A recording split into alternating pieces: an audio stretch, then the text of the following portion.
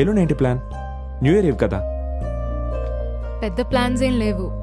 Just some ఫ్రెండ్స్తో కలిసి small new years party. 12ంటికి I just want scream my lungs out. పార్టీకి ముందు మనం డిన్నర్ చేద్దామా? My please. డిన్నర్ అయిన వెంటనే నేను డ్రాప్ చేస్తాను. Never mind, will see you soon. No నేను వస్తా. I'll see you there. Okay, bye.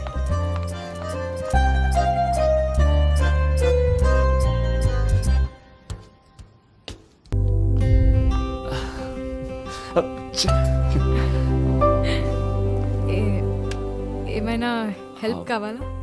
No thanks. ఒక 5 minutes నేను అన్నీ రెడీ చేసేస్తాను. Sure. It's a beautiful house. నేను ఒకసారి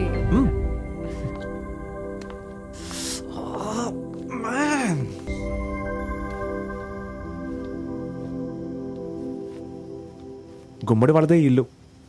ఏదో ఫ్రెంచ్ లేడీ దగ్గర నుంచి కొన్నారు. It's officially on sale. కానీ ప్రస్తుతానికి మేము ఇక్కడి నుంచి ఎక్కడికి వెళ్ళాం. గుమ్మడేడి? గుమ్మడి నాలా కాదు, వాడు చాలా బిజీ. భోంచేద్దామా? బోన్ అపెటీట్.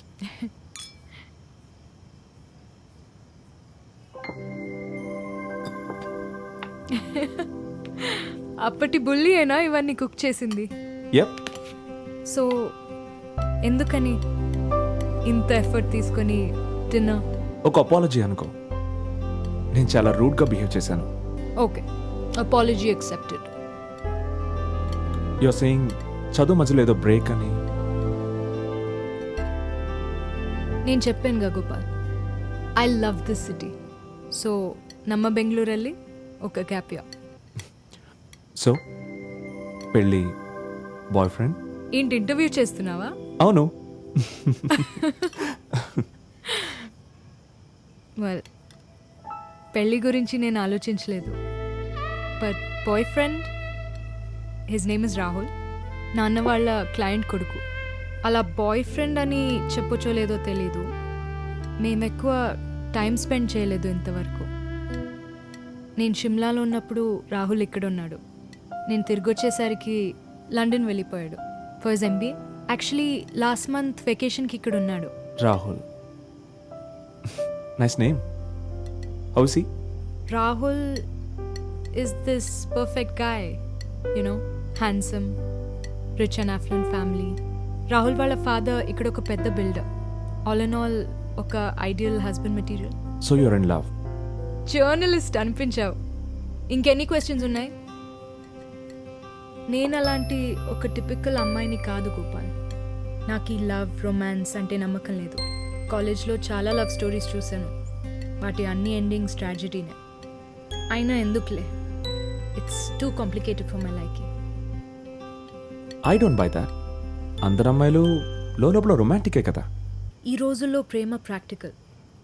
ఒక బాయ్ ఫ్రెండ్ లేదా హస్బెండ్ తనే అని ఫిక్స్ అయ్యే ముందు 100 సార్లు ఆలోచించాలి. Education, family, bank balance, prospects, పట్టతల అని. మన జనరేషన్కి మనం అడిగిన ఫ్రీడమ్ మన పేరెంట్స్ ఇచ్చారు. నా విషయంలో నేనే నా లైఫ్ పార్ట్నర్ని చూస్ చేసుకోవచ్చు. అలాంటి ఫ్రీడమ్ దొరికినప్పుడు మనం న్యాచురల్గా ఇంకా రెస్పాన్సిబుల్ అవుతాం. ఈ పవిత్ర ప్రేమ లాంటివి మన పేరెంట్స్ టైంలోనే ఎండ్ అయ్యాయి. So you don't believe in love? నేను ఇంతవరకు ఈ లవ్ అనే విషయం ఎక్స్పీరియన్స్ చేయలేదు. If it happens, I'll start believing in it.